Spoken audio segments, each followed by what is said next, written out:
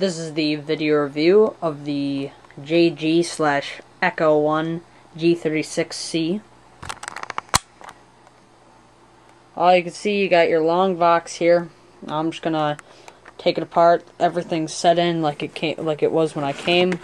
You open it up, you got your padding here, your Jin Gong manual. That's why I say it's a Jin Gong, because boxed by Jin Gong. Does not have those two rails on the sides.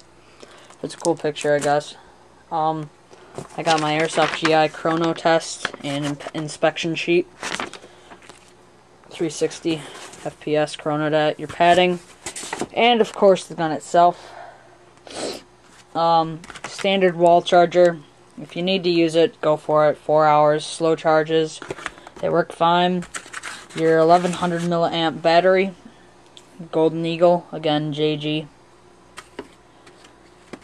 Oh, it's a Chinese brand. The gun, your magazine winder. Also, in this little spot right here, it'll come with a bag of very low quality BBs. They're green.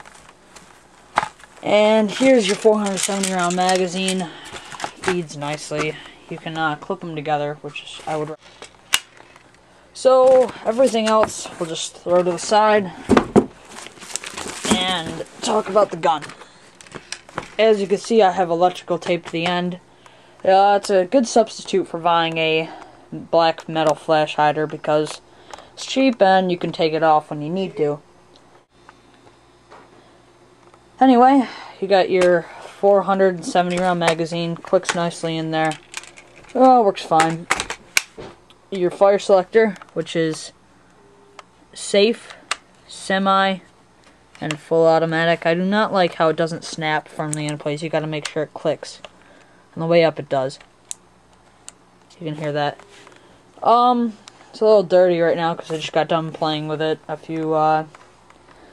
played with it yesterday. Had a fun time.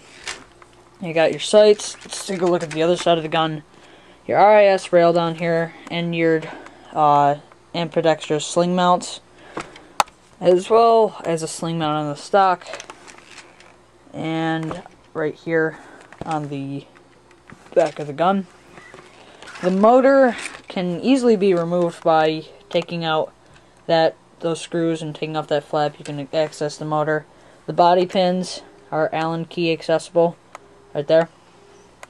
And there's also a body pin around here. And your battery installation is actually kind of tedious. Don't do it all the time. I can't get it to work sometimes. It takes a little while for me to get it. But metal parts, you got your version 2 gearbox, I believe. Metal sights, rail system, this whole upper portion is metal, including your charging handle. The back of the charging handle is metal, which opens the door to your hop-up and will stay back when you want to adjust it. It stays in a little groove, and you can hold it back and then just open it. This is your stock holder. You flip it over, and you have your stock release. You press this button right here. It clicks nicely, and you fold the stock and lay it right on its catch. In order to take the stock off, do not just hit it or pull it, because that will probably result in breaking the little metal lip, because it doesn't snap into place. It's just sitting.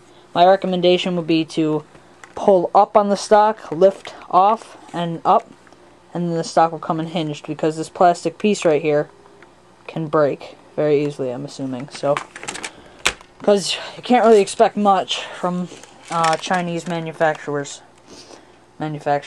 So, personally, I'm running an Intellect 8.4 volt 1600 milliamp small type in here, because that's about all you can fit. Unless I was going to buy a PEC box, which I was considering.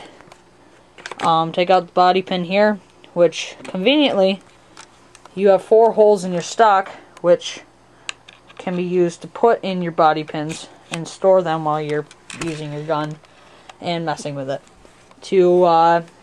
You just slide this thing off to access the battery compartment, and there's my Intellect battery right there. Proof that it's Intellect. GMP.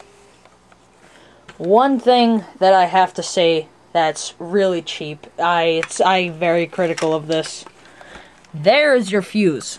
Your fuse is just sitting there, waiting to be broken. It's not covered up.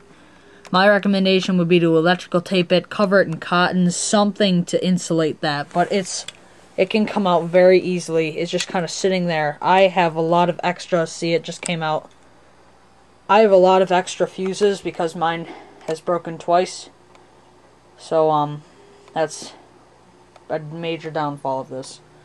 I will let you figure out how to put your battery in. You basically just thread your wires through these series of grooves and put the back there and slide it over. It takes a little bit of time. That battery compartment just went on quite easily there. I was pretty happy. Once that's on, just take your body pin right out of there. Make sure your spring is in there good, because that's the only thing holding the body pin in. That little nub right there that goes in. And then insert it from the left, or else from the right it won't go in all the way. So just press and down. Just gonna give you a small fire test. I'm sure an accuracy test will take place soon because the weather's getting a little better. So we'll be able to set up a target out there on our range. And first, this battery has been used yesterday, so it's not at full charge. Otherwise, you get about the same rate of fire as a 9.6 volt, but you still get that snappy semi-auto. If your bolt catches back and you fire it a few times, it will go forward. And here's full automatic.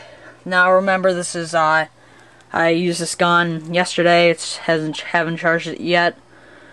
It's with an 8.4 volt Intellect 1600 milliamp. So nothing special about that. Just your casual rate of fire with an Intellect. That's a little bit dead, but still great gun. Highly recommend it. But I am selling it right now because looking to buy a different full metal M4. So I will put a link in the description if you're interested. On selling it on Craigslist, I'm selling it for $90 because I bought it for $125. So it includes everything. So this is the video review of the G36. Thank you.